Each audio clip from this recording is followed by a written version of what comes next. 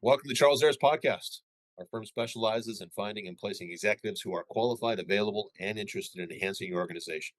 We started this podcast to share recruiting trends and insights aimed at helping you make informed hiring decisions. Stay tuned for expert advice, perspectives that will help you navigate the ever-changing marketplace for top executive talent. Welcome to episode 3 of the Charles Aris Corporate Development Podcast series. For all the corporate dev professionals out there, Josh Kotelnicki, Healthcare Finance and Corporate Development Leader. Thank you so much for joining us. I've got with me my good friend and colleague, Diane DeRosa Fedor, who leads our technology, finance, and corporate development vertical here. Excited to have her join the podcast today. Diane, please say hi to the corp devers out there. Thank you, Josh. Excited to be here. And we are extremely excited. Diane has a fantastic relationship with the individual we're going to talk to today. That individual is Christina Ungaro. Christina is joining the podcast today. She is a Georgetown undergrad, Columbia MBA, got her start in equity research at Jefferies before moving into a corporate development career path, and is currently the chief M&A officer at Qualfon, which is a privately held customer service experience services business. And she's certainly going to talk about that today. And so, ladies and gentlemen, please welcome to the podcast, Christina Ungaro, and thank you so much for being here. Thank you, Josh and Diane, for having me. I'm excited to be here as well. Well, we've got a lot to discuss, and again, sincerely appreciate you being here today. I kept your introduction very, very, very, very high level. As I'm looking at your career, it's certainly very accomplished, and wanted to give you the chance just to maybe take the listeners through your story and your journey in your own words, as far as kind of leaving undergrad and going into Jefferies, and just the high level walk of your career first, before we stop and spend some more time at some of the landmarks along the way. Sure, that sounds great. Yeah, as you mentioned, I started my career at Jefferies many years ago when Jefferies was a fairly small shop at that time, and initially did a rotation program there in sales and trading and research. And just as an aside, I think rotation programs can be really fantastic for people who are starting out in their career, whether you're coming out of undergrad or MBA. It was great for me because I didn't really know what I wanted to do.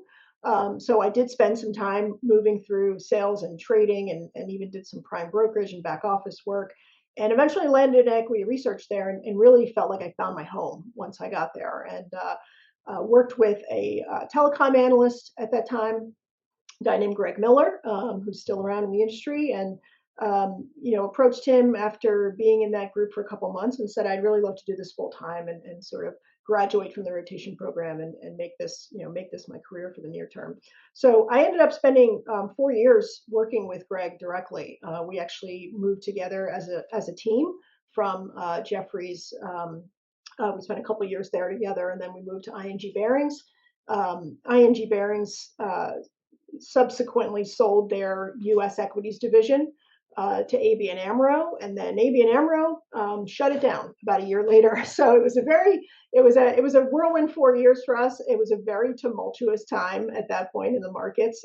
There's a lot going on in telecom, with WorldCom collapsing, accounting scandals, and Enron, and the internet bubble bursting, and the markets really in a recession, kind of in the early 2000s.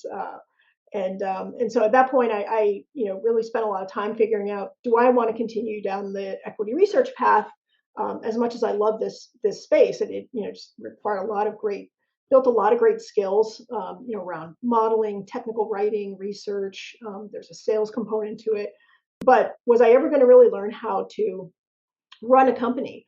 Would I ever really get that insight of what goes on inside the companies that I'm covering? And so I wanted to do something more strategic, and decided to go back to business school at that point in time, and went to Columbia for a couple of years, and came out of there, and was very fortunate to land a role in the corporate development team at IBM.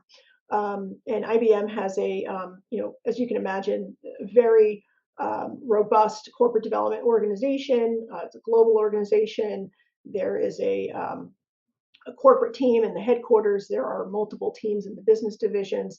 And so you could really spend a lot of time at IBM building a career just doing corporate development, which is what I did for 10 years there. I spent a decade in a couple of different roles there, supporting all of their divisions at the execution level, and then supporting their global services organization more on the front end of the M&A process, strategy, sourcing, getting exposure to that. So, I did a lot of interesting things at IBM, but after about a decade, I decided, to take on a new challenge. I wanted to work for a smaller company, although I wouldn't characterize JLL as small, but they are a fraction of the size of IBM, at least they were at that time. And, we're very growth oriented as well. They were going through a period of really robust double digit growth, and needed someone to come in and really lead their corporate development team at the Americas level. So it was a leadership opportunity, and I took that on in about 10 years ago, and spent all told about 7 years at JLL. It was my first head of corporate development role. As I mentioned, it started out as a regional role in the Americas. It evolved to a global role over time, and I started out as an individual contributor, and then gradually growing the team to 6 people globally by the time I left. Executed dozens of acquisitions, put a lot of processes in place, and by the time I departed, was able to sort of pass the baton to one of the individuals who I had really groomed and kind of brought through the corporate development organization there over the course of a number of years, and he continues to lead M&A at JLL to this day. So, but really, I a little bit of a cliche maybe. I became one of those people who decided to sort of make another shift during the pandemic. 2021 commercial real estate industry, and even still to this day, is really going through a lot of change as a result of the pandemic and just systemic changes that are happening, around the workplace and the use of office space. And so it's been a difficult time for commercial real estate, and I decided to make a shift back into the technology sector in 2021 and get back to tech M&A. And I really wanted to do something different at that point. I'd spent 17 years at that point in public companies doing kind of larger scale programmatic M&A.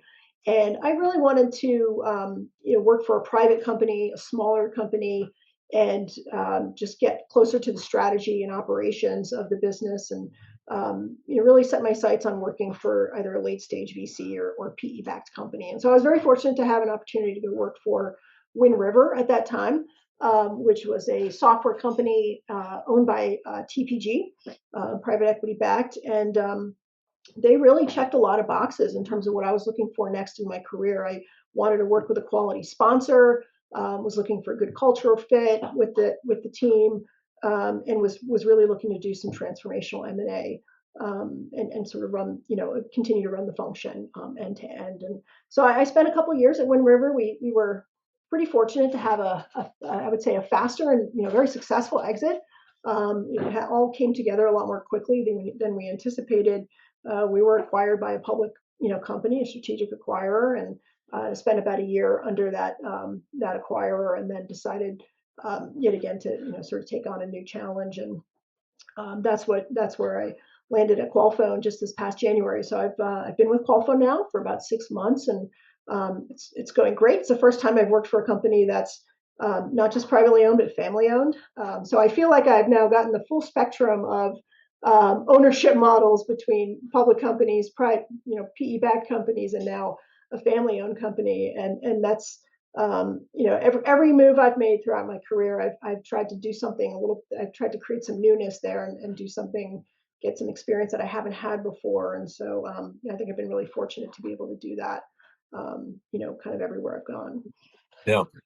Awesome stuff. The first question we're going to ask you is, for a lot of our particularly younger corporate development professionals that are early in their career, public, PE-backed, privately held business, maybe give us the headline, kind of all three. What'd you learn at working at three different types of businesses like that might be something that you wish you knew early in your career? Yeah, I mean, it might be a little bit obvious, but there's different metrics, objectives, and that informs the culture at each of the in each of those environments. And so at public companies, they're especially in IBM, which has always been a very finance driven organization, very earnings focused, and they have a lot of value investors.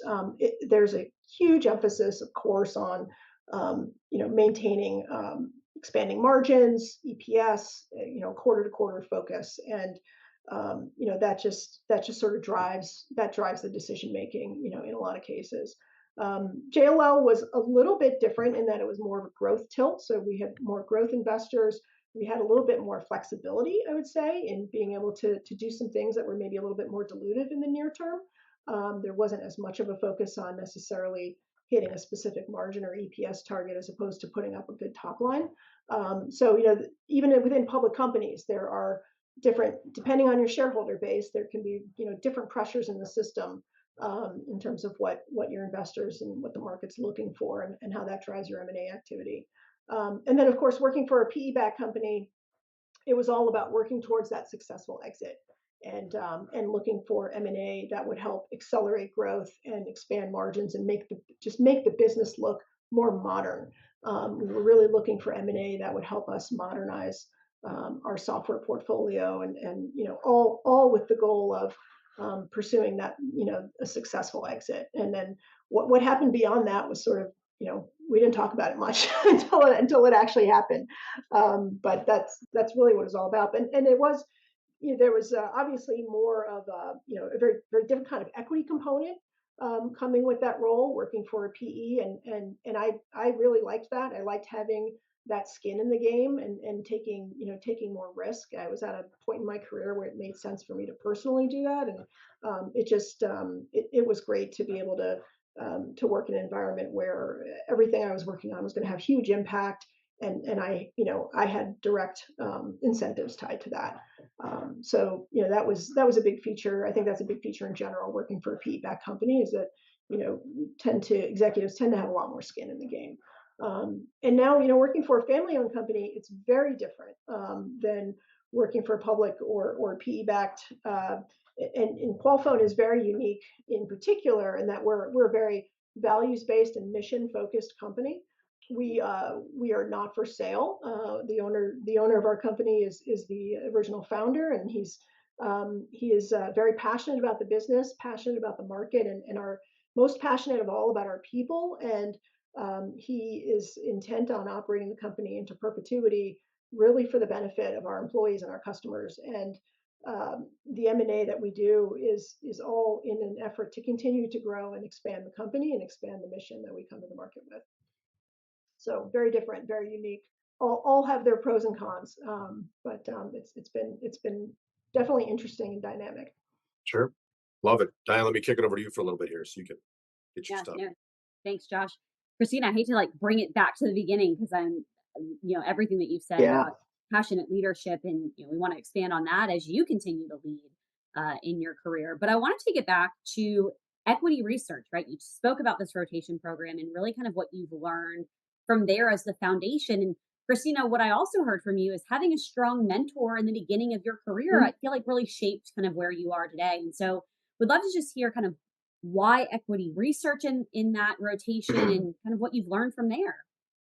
Yeah, for me, equity research just it demands a lot of different skills, and it's a very dynamic role. Um, I alluded to this a little bit, but you need to be very good, obviously, at doing market and company research, and there's an investigative, reporting element to that. Really looking for those Easter eggs in annual reports and things like that. You have to be a good technical writer.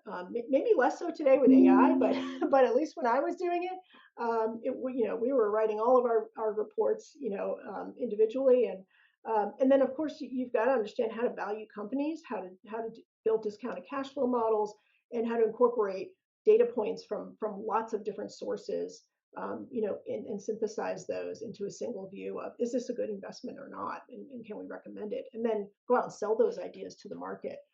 So there's really a sales component as well. So it just incorporated a lot of different skill sets. And you're absolutely right that I worked for someone there who turned out to be an incredible mentor to me. And just after spending a couple of years in that role, he allowed me to start to launch my own research coverage, get in front of companies that we were covering, get in front of customers that we were serving on the buy side. And in hindsight, that was pretty remarkable to let a 24 or 5-year-old kid, take on that level of responsibility and ownership.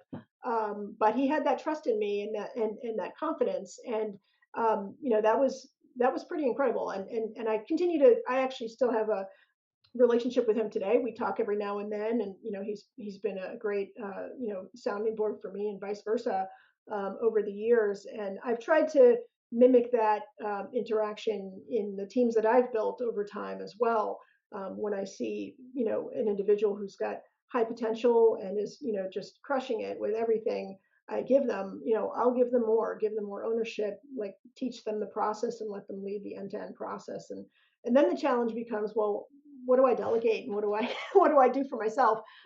Because that's one of the hard parts of running a team, is just that resource balancing and making sure everybody's getting exposure to different parts of the process and getting development opportunities and keeping the right balance there. One of our favorite segments, Christina, is when we talk to individuals who have done a stint in professional services like yourself. I think a lot of other people who are 2, 3, 4, 5 years into their career can really identify with the long days that I'm sure you had back then. Any our story we like to ask candidates to share, guests to share, your longest day at Jeffries. Oh, I had quite a few of them. I think when you work in equity research, there's always the company that reports after the bell, and then the Yep. conference call, and then you've got to get a report out the next morning. So, it's sort of par for the course, at least periodically throughout the year. It's not an everyday thing. That there are late nights involved, right? And so there were many of those, and there were a few in particular where there was a lot to process between 6 p.m. and 6 a.m. No one day in particular, but that was certainly a recurring feature of being in equity research. Any particularly memorable stories? You showed up to work on Thursday morning, didn't leave till Sunday night or something like that to share with the listeners that are living in that world right now? I don't know if I don't know if I can repeat it. I'll just say this. Back when I was doing equity research, it was before we had a lot of these Chinese walls that are in place now. And Yeah. so there was a lot more dialogue between ourselves and the investment banking team. And there was pressure to change our ratings at times, because there was an investment banking deal at stake. And that there's a Chinese wall now in place to prevent those conflicts of interest. But back when I was in the role, that would occasionally rear its head, and so those were interesting times when we were pressured to alter a rating to call favor with a potential client. I was fortunate to work with an analyst who at that time was not afraid to have a sell rating or a hold rating on a stock, which nowadays is not a big deal, but back then it was a little bit unheard of. And so I'm glad I got to work with someone like that who had the integrity to do that, but it did create some problems, frankly, with the investment banking community at times. And so those made for some interesting days and nights when things like that kind of reared Yeah, up. I bet. Diane, let me kick it over to you. Yeah, no, that's interesting because one of our kind of follow up questions to that, Christina, and you mentioned leaving to go to B school, but when did you get hit with the deal bug, right? When were you like, these deals are what I want to really continue my career with? Was that, while you were in equity research, did you kind of gain more momentum with that while you were in Columbia? Would love to just double click on that. Yeah, I think I got a little bit of an inkling for it. I was covering the telecom sector, and there was a lot of M&A going on, and so I really enjoyed processing some of the acquisitions that were taking place with the companies that we were covering, and just had a lot of curiosity about what goes into that. How did this deal come about? Why do they think it's a good deal?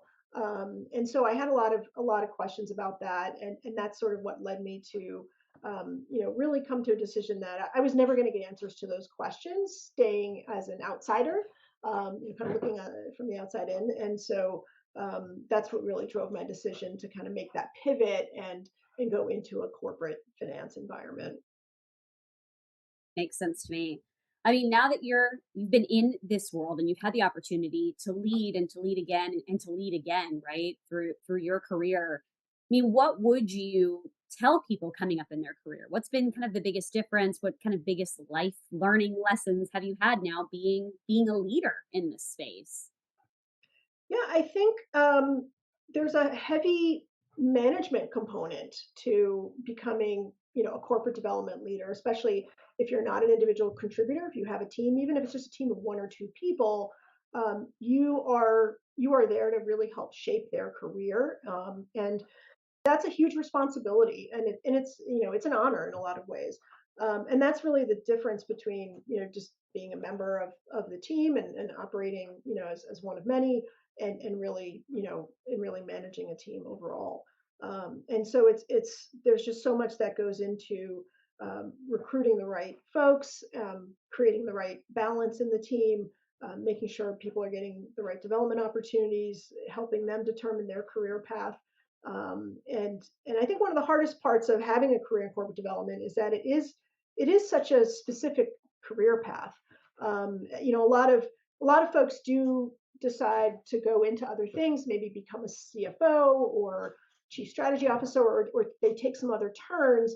But there are a lot of people who just love working on deals and just want to continue in corporate development. And so, it can be hard to determine, well, what does that mean for the next 20 or 30 years? And do you want to be a head of corporate development and take on the responsibility and the accountability that comes with? So helping people sort of navigate that decision tree, has always been, a privilege, and but also a challenge. And that's one of the things to consider as you're thinking about careers in corporate development, is just where do you want to go with that ultimately, or is a head of role appropriate for you? It's a big question, and one we get asked often too Yeah, is where should I go with my career? And that's not for us to decide, yeah. but it's really for you to kind of do reflecting on. Thanks for listening to the Charles Harris podcast. If you're interested in accessing additional finance and corporate development insights, including industry leading compensation reports, subscribe to our newsletter at the link in the description. Now back to the show. When you think about kind of flipping that for you, how do you know where you want to take your career or what that looks like? I mean, do you continue to have mentors within this space, or what does that look like for you upon kind of self reflection? Yeah, and in the roles that I've had, I have had some offshoot projects and things here and there that have taken me into, more finance projects. In some cases, in my last role, I was also running partnerships, which I thought would be very similar to corporate development, but is actually quite different. And so I've dabbled in some other things along the way, but what I realized for myself is that I really love deal making, and that's what I'm good at, and the M&A piece of it is really where I excel and feel like I'm in my element. So for me, I've chosen to stay more on the corporate development path, and continue to seek out opportunities that just give me different exposure to different stakeholders, different industries. That's where I've gotten that element of change, even though the role itself, there's been fundamentally commonality there. So that's what's worked for me, but certainly there, everybody's different, and others may decide, hey, I want to try private equity, or I want to go become an investment banker, or I want to go work for a family office. I know some people have done that as well. So there's so many different pathways you could take, but it really comes down to figuring out where do you feel really in your element, where do you feel most excited, and um, but also we all need to get out of our comfort zone. What's the right way to do that? When we think about that comfort zone, and this may be a bigger question, right? Because you've had the opportunity to hit three very specific sectors, right? In terms of public, PE, private. Mhm. When you think about your team size, what does that look like? Mhm. How do you know I'm in my sweet spot in terms of my team size and in terms of that kind of executing? And you mentioned really understanding where you can delegate and not delegate, right? Mhm. So what does that kind of sweet spot look like for you? Yeah, I think I really enjoy working on smaller teams of, say, 3 to 5 people, maybe. And of course, it depends on the size of the company and how active you are as an acquirer. But I have found that creating a small but structured team has proven to be very effective, because you want to have some career path even within a small team. So I think that's important, and you can do that with 3 to 5 people.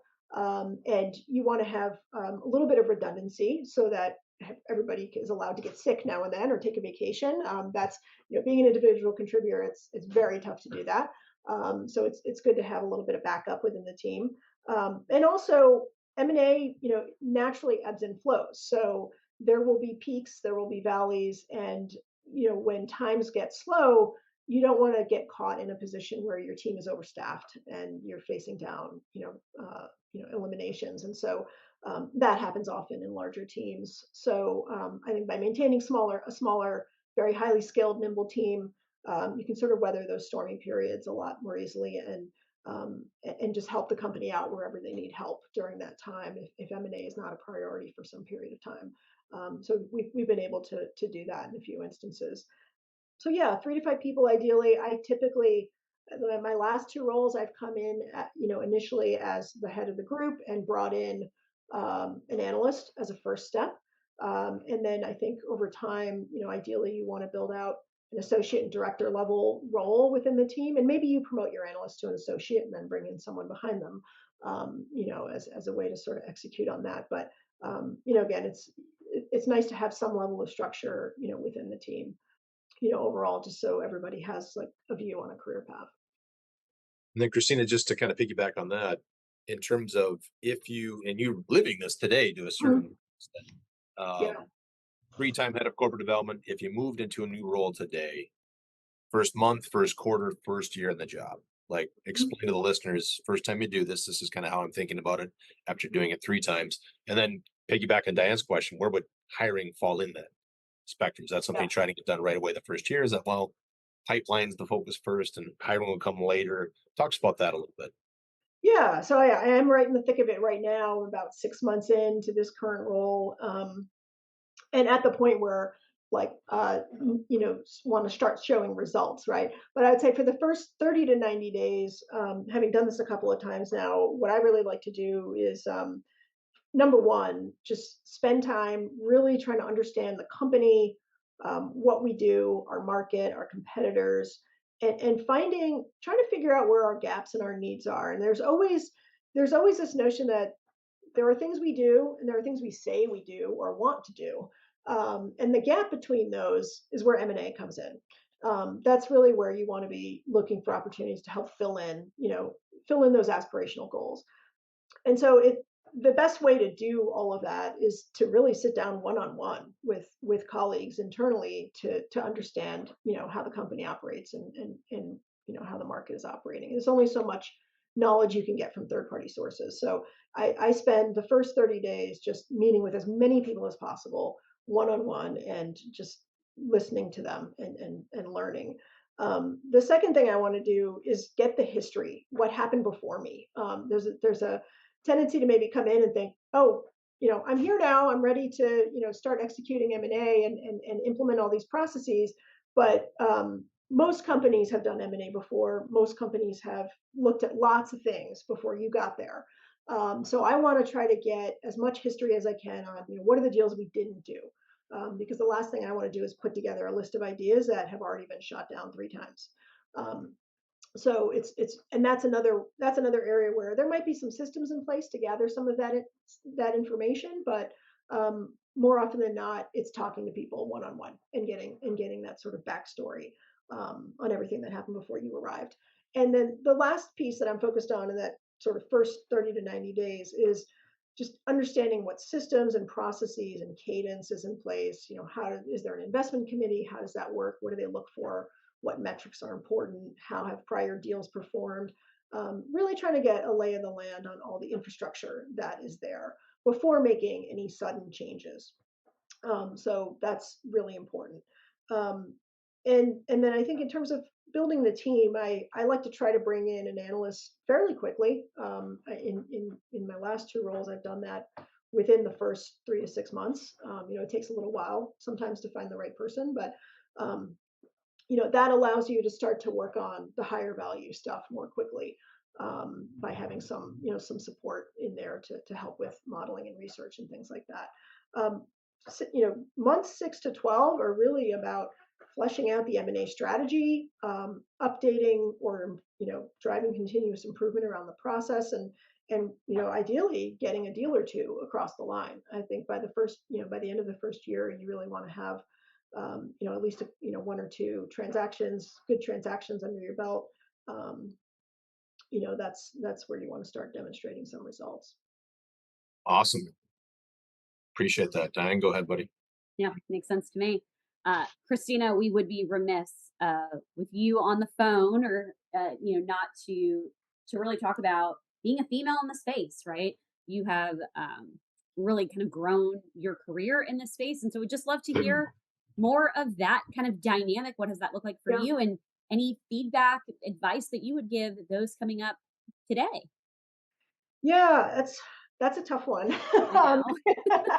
but I think when we look at women in the workplace, we don't have a problem with a shortage of women in the workplace. Like, we have a problem with the shortage of women executives in the workplace. And so somewhere along the line, we're losing good people. And why is that happening? So I think it's important to understand in each company, and some companies or industries are more male dominated than others, but um, what's going on there that we're not seeing females kind of rise through the ranks. So as a female myself, I mean, that's something I want to get involved in. I want to pay attention to. I want to I want to be part of the solution, not the problem. But I think with respect to my function specifically, it's a very fast moving, it can be a very fast moving high pressure function. Despite that, it's important to create an environment where there's some flexibility and support for not just women, but everybody who needs support with childcare or elder care or whatever obligations you have outside the workplace. We all have lives outside the workplace, and we all have and we are, even personally, our health needs. So it's important to create that environment for your team and to advocate for your team in that regard internally to make sure people are getting the supports that they need. And then maybe then we can start to see more women not fall out of the workforce and stick with it. Because I think that's really where the problem is as we sort of move up towards the executive ranks. The pressure just builds, and it gets harder and harder to prioritize yourself and your life outside the workplace. And it's incumbent on all of us to make that more livable situation. What about appreciate the transparency in that, Christina, as well? 10%, by the way, in case you weren't aware, that's the total percentage of female corporate development candidates. So it's something we track. And Yeah, and honestly, that doesn't surprise me. Whenever I'm out hiring, I get very, very low percentage of yep, resumes I'm seeing are female candidates, which is just disappointing. And I'm not sure, yeah, why we're not seeing more women get into the industry. But it's, sure. it's a great career path for women because there's a huge, maybe it's a stereotyping, but people say women tend to have a higher level of empathy and sort of emotional intelligence. And there's a huge psychology component to M&A that I think women are particularly skilled at times. And so we shouldn't be. I hope women aren't afraid of this industry and think it's too much like banking or something. There's tons of opportunity here, and we definitely need more women in this function. Certainly need more candor around the topic as well. So thank you for Yeah, being so candid and addressing the question. Importance of working with other functions. So maybe pass along some lessons learned the hard way, the wise way to future corp dev leaders, the guy or gal that's about to jump into their very first head of corporate development chair and they know everything and I was brought to the company and I'm came from this background and lessons you've learned either the wise way or the hard way about working with the other functions in the business. yes. Good question. I mean, it's table stakes, right? I mean, M&A. I've always viewed M&A as a team sport. You just can't be effective at it doing it all by yourself. So you have to pull in your functional leaders, whether that's sales, HR, finance, accounting, legal, and so forth. You need that expertise. You need a high level of engagement from those individuals, and you really need to establish a good two-way support model. And what I mean by that is, they need to understand why we're doing M&A, how the process works, what expertise and engagement we need from them. But we also need, it's part of our job to make sure they're getting everything they need as well. If we're asking them to provide insights and deliverables, we need to make sure they're getting their questions answered, they're getting access to the target, they're getting all the data and tools that they need to be able to do their jobs effectively too, and including clear guidance, right? That's a huge part of our job, is just providing that clarity and that guidance. And it's really a very much a two-way street. I think what doesn't work very well is, barking orders at people, or just issuing demands and deliverables without a lot of context, without picking up the phone and or any personal touch. That's something I see sometimes more junior members of the team, sometimes fall into that trap. So it's, if it's like anything else. If you want to get someone from something, or get something from somebody, you really need to establish a good relationship and rapport with that person. And hopefully along the way, you develop, a working relationship with functional leaders who, really enjoy working on M&A. I've worked with a lot of people over the years who this is their favorite part of their job. They love working on deals. It's exciting stuff. It's different. It's new. It's sexy. That's where the press releases are. And so a lot of people really enjoy it. And so hopefully you can seize upon that and really try to create some good synergy there. But occasionally there are people who just don't want to be a part of it. And in those cases, you also need to just develop the right working relationship to make sure you're getting the insights that you need. Awesome.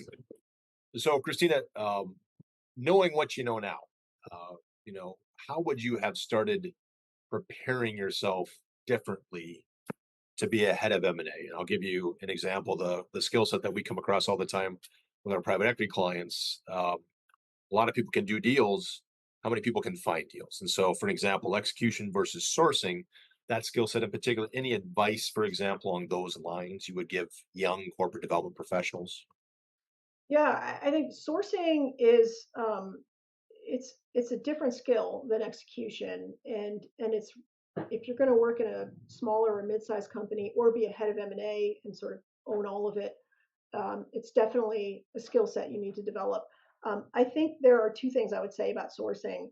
One is you have to be very well versed in the strategy of the company. It's really important to understand, what the company is doing well, where it has gaps, and to be able to find targets that actually fit the strategy. So it's really important to have a good handle on the business itself, and that's, just really keeping your eyes and ears open in every interaction you have with everyone, to really kind of get that level of depth of expertise and insight. And then number two, there's a huge sales element to sourcing. It's very much like raw business development. There's a lot of cold calling and emailing and networking, and you've got to be comfortable with all of that. And it's very much like being a salesperson, and you've got to figure out how to get people's attention and how to sell yourself as an acquirer. And it really can vary depending on if you represent a larger company or a smaller company. Big logos open doors, obviously, but if you're working for, a smaller company, you've got a lot more work to do. You got to get a lot more creative and to get yourself out there. And so, um, you know, there's there's very much, a kind of a more of a hunting skill set needed on the sourcing side that is very different from execution. But if you can do all of that, then you've got I think, a pretty well-rounded corporate development person. Yeah. Any advice you give to young professionals on how to get in position to build that skill earlier in their career? Or how would you do that if you're a manager of corporate Yeah, development? I think it depends where you are, right? So when I was at IBM, I had to move roles to do that. I had to go work within a division and get closer to the business to be able to do that. But that opportunity was there, and that was, IBM is the kind of company that encourages a lot of internal movement and to help people round out their skill set. So that's the beauty of larger companies. I think it's great for people to spend time in larger companies because you can have opportunities like that. You can build out that skill set and do a lot of different roles. Um, Conversely, if you're at a smaller or mid-sized company, you might be expected to wear a lot more hats, or there's a huge opportunity to wear more hats. So raise your hand, and volunteer to do more of that sourcing, and sort of learn on the job. And it's maybe a little bit more forgiving environment in some ways, but there's tons of opportunity for you to just grab the rope and go with it. So I think it depends on where you are, how you go about it, but you can definitely, I think if you're starting out in your career and trying to build that skill set, there are definitely ways to do it wherever you are. Yeah, awesome. Diane, in tech, what percentage of searches do you work on where there's a sourcing component? Roughly, would you say for the listeners, approximately? 97.8. 97.8. Very precise. Okay. All right. Well, let's move on, Christina and Diane, to deal talk. Kind of a 2-minute drill, if you will, of different topics in M&A that we like asking all of our chief development officers that sit in the seat with us. Let me ask you this then. First question: favorite deal in your career? I think it would have to be a company we acquired when I was at JLL called Big Red Rooster. A little bit about them. They were a design firm that was focused on retail and commercial design.